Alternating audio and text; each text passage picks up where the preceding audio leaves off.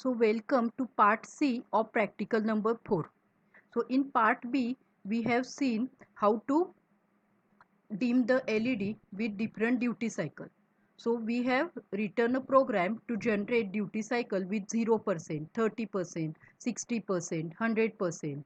Now let us go for another program which is going to generate duty cycle from 0 to 100% with a increment of 1, and again it is going to decrement from 100% to 0%, so continuously. So now let us go for the same program. So the effect is same, that is you will get the dimming effect on the LED using PWM output only, but here the continuous duty cycle is going to be generated. So in the similar manner to like previous program, here the LED pin that is going to be used is pin 9 because that is the PWM output pin for Arduino Uno. Now in a setup the pin number 9 is going to be declared as a output using pin mode. So you already know this pin mode command. Now in a loop we have to actually write the functionality. So in a loop, here I want to dim the LED with different duty cycle ranging from 0% to 100%. So going from 0% to 100% with an increment of 1. So 0%, then 1%, 2%, 3%, up to 2, that is up to 100%.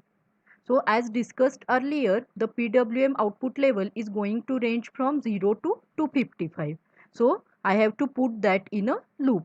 So here the for loop is used.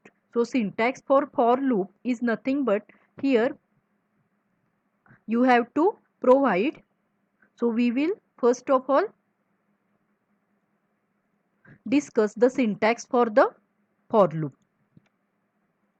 because it can be new to some students.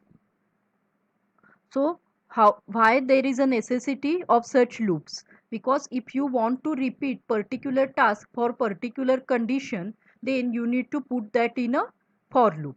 So suppose for particular condition, suppose already I have declared the integer as a I, and I want to put condition on this variable. So for I equal to, let us say, the initial value, then you need to provide I that is less than or equal to the final value, and then here you need to provide the increment. So in we will take example because I want to vary this variable I from 0 to 255 with increment of +1. So how to put this in a syntax of for loop? So for I equal to 0, that is nothing but my initial value. What is the final value? 255. So I less than or equal to 255 with increment of +1. So increment of +1 in this syntax is represented like this, I plus plus. So this is nothing but the syntax. So inside this you can put your statements. So we have put a condition on the integer I, that is when I is equal to 0, I less than or equal to 255, I plus plus. So increment the, that is execute the statements. So the loop is going to be ended with letter N. So this is nothing but syntax. So the statements from under this loop are going to be repeated unless and until I will become equal to 255.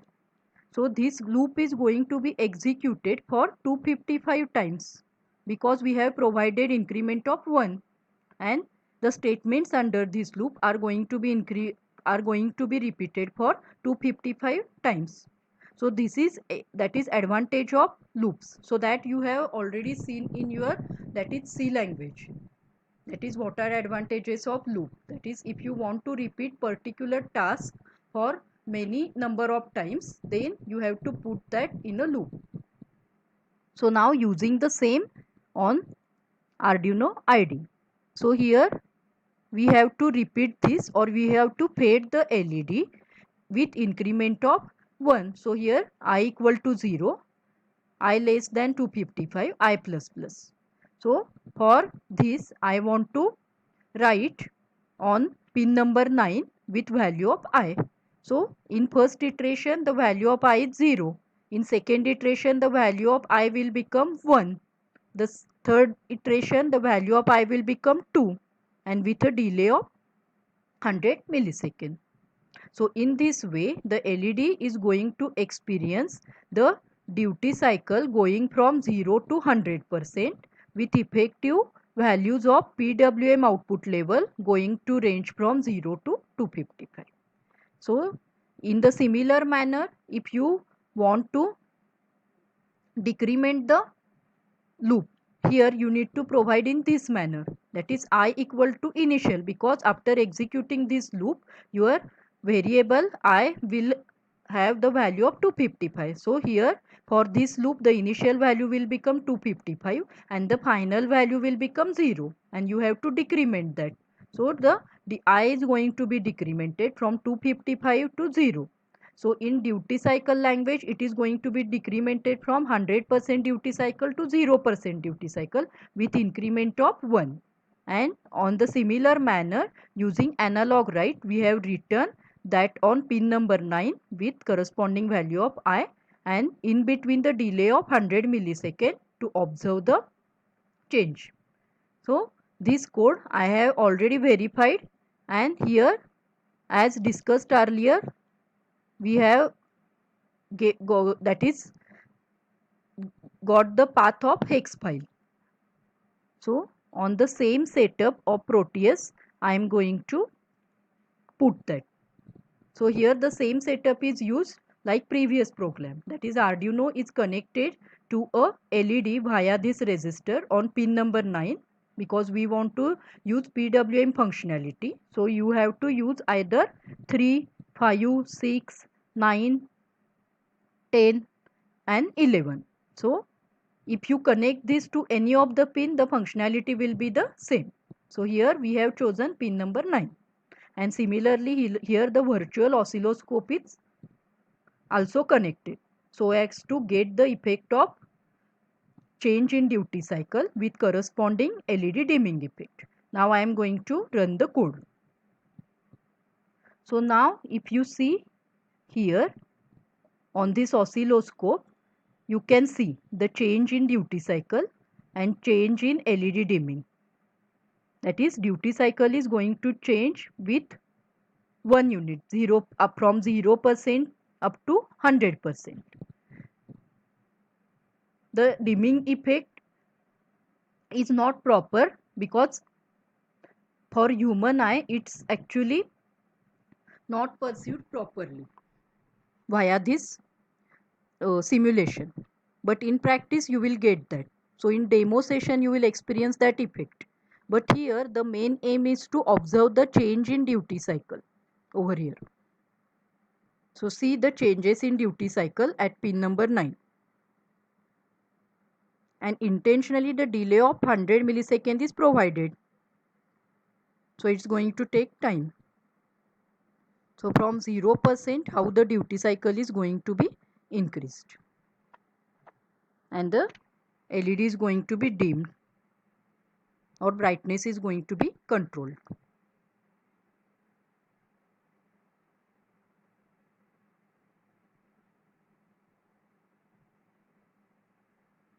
So at every 100 millisecond the duty cycle is going to be changed. Okay.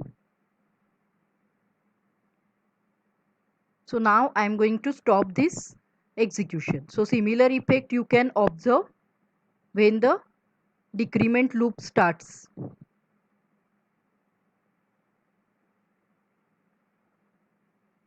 So I am going to stop the execution now. You can see here that is T on is increasing because duty cycle is going to be increased. So how effectively the T on is going to be increased. and at a point it is going to have 100% duty cycle for 255. So this is nothing but that condition. This is nothing but that condition of the condition will appear in a moment. So this is nothing but that condition for 100% duty cycle. Again the second for loop will start now. So it's going to effectively decrease the duty cycle now.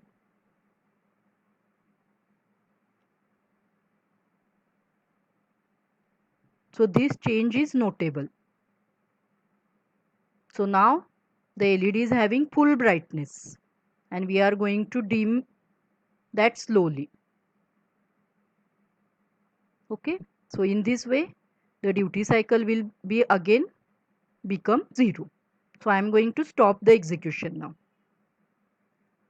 Now you might be wondering, that is, we have learned the PWM output generation using Arduino, but what are the applications of it? Because that is most important part. We have seen the LED dimming effect, that can be one of the application, but these PWM output are having numerous of applications in the field of embedded system.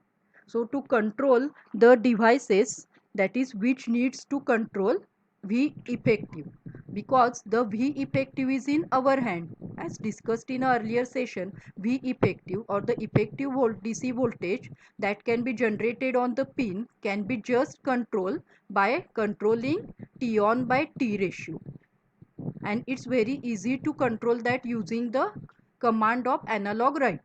So only by using a single command in Arduino IDE, that is analog write, one is going to control the duty cycle, and again by if you control duty cycle effectively, you are going to control the effective voltage, analog voltage generated on that pin.